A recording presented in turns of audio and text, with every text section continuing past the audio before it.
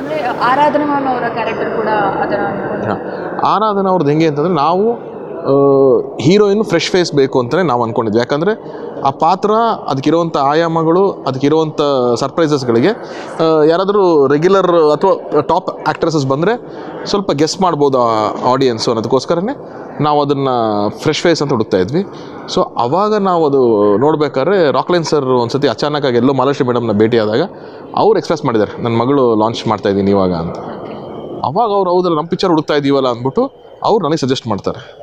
ಅವ್ರು ನನಗೆ ಸಜೆಸ್ಟ್ ಮಾಡಿದಾಗ ಅವರು ಮಾಲಾಶ್ರೀ ಅವ್ರ ಮಗಳು ಅಂತ ಹೇಳಲ್ಲ, ಬರೀ ಫೋಟೋಸ್ ಕಳಿಸ್ತಾರೆ ನನಗೆ, ಈ ನೋಡು ಇವರು ಒಂದು ಆರ್ಟಿಸ್ಟು ಅಂತ. ನಾನು ಓಕೆ ಅಣ್ಣ ಪಾತ್ರಕ್ಕೆ ಫೋಟೋದಲ್ಲಿ ನೋಡಿದ್ರೆ ಸೂಟ್ ಆಗುತ್ತೆ ಅಂತ ಅನಿಸ್ತಿದೆ, ಬಟ್ ನನಗೆ ಏನೋ ವೀಡಿಯೋ ಬಂದರೆ ಆಡಿಷನ್ ಥರ ನಾನು ನೋಡ್ತೀನಿ ಅಂದರೆ ಅದಾದಮೇಲೆ 2 ದಿವಸಕ್ಕೆ ಮತ್ತೆ ವೀಡಿಯೋ ಬರುತ್ತೆ ಆಡಿಷನ್ ಥರ. ಆವಾಗ ಪರವಾಗಿಲ್ಲ ಬೆಟರ್ ಆಗಿದ್ರೆ, ಬಟ್ ನಾನು ಡೈರೆಕ್ಟ್ ಆಡಿಷನ್ ಮಾಡ್ತೀನಿ, ನಾನು ಲುಕ್ ಟೆಸ್ಟ್ ಮಾಡಬೇಕು. ಓಕೆ, ಅವಾಗ ನಿಮ್ಗೆ ಗೊತ್ತಿರಲಿಲ್ಲ ಮಾಲಾಶ್ರೀ ಅವ್ರ ಮಗಳು?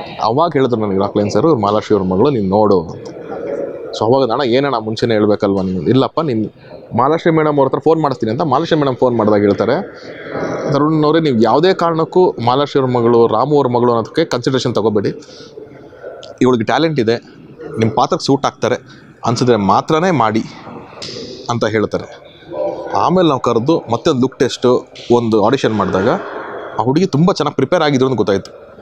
ಅವರು ಬಾಂಬೆನಲ್ಲಿ ಆ್ಯಕ್ಟಿಂಗ್ ಕ್ಲಾಸಸ್ ಮಾಡಿಕೊಂಡು ಡ್ಯಾನ್ಸ್ ರಿಹರ್ಸಲ್ಸ್ಗಳು ಮಾಡಿಕೊಂಡು ಒಂದು ಪರ್ಸ್ನಲ್ ಕೋಚಿಂಗ್ ಆ್ಯಕ್ಟಿಂಗ್ ತೊಗೊಂಡು ಎಲ್ಲ ರೆಡಿಯಾಗಿದ್ದರು. ಸೊ ಅದು ನಮಗೆ ಗೊತ್ತಾಯಿತು. ಸೊ ಅಲ್ಲಿಂದ ನಾವು ಅವ್ರನ್ನ ಸೆಲೆಕ್ಟ್ ಮಾಡ್ಕೊಂಡಿದ್ವಿ. ಆಡಿಷನ್ ಹೆಂಗೆ ನಡೀತು ಸರ್, ಹೆಂಗೆ ಮಾಡಿದ್ರಿ ಈ ಸಿನಿಮಾ? ನಾವು ಒಂದು ರ್ಯಾಂಡಮ್ ಒಂದು ಸೀನ್ ಕೊಟ್ಟಿದ್ವಿ, ಇದ್ರದ್ದು ಲ್ಯಾಂಗ್ವೇಜ್ ಆಗಿರ್ಬೋದು, ಇದು ಬಾಡಿ ಲ್ಯಾಂಗ್ವೇಜ್ ಆಗಿರ್ಬೋದು, ಆ ಪರ್ಸ್ಪೆಕ್ಟಿವ್ ಒಂದು ರ್ಯಾಂಡಮ್ ಸೀನ್ ಕೊಟ್ಟಿದ್ವಿ. ಅವ್ರು ಆ ಸೀನ್ನ ಎನಾಕ್ಟ್ ಮಾಡಿದ್ರು ನಾರ್ಮಲಿ. ಅದಾದಮೇಲೆ ಮತ್ತೆ ನಮ್ಮ ಕ್ಯಾಮ್ರಾಮನ್ ಸುಧಾಕರ್ನ ಇಟ್ಕೊಂಡು ನಾವೊಂದು ವಿತ್ ಒಬ್ಬ ಮೇಕಪ್ ಮ್ಯಾನ್ನ ಕರ್ಕೊಂಬಂದು ಒಂದು ಮೇಕಪ್ಪು ನಮ್ಮ ಕಾಸ್ಟ್ಯೂಮ್ಸು ಎಲ್ಲ ಹಾಕಿ ಒಂದು ಲುಕ್ ಟೆಸ್ಟ್ ಮಾಡಿದ್ವಿ. ಸೊ ಅವೆರಡು ಓಕೆ ಆದಮೇಲೆ ನಾವು ಫೈನಲ್ ಕ್ಯಾಸ್ಟಿಂಗ್ ಮಾಡಿದ್ವಿ.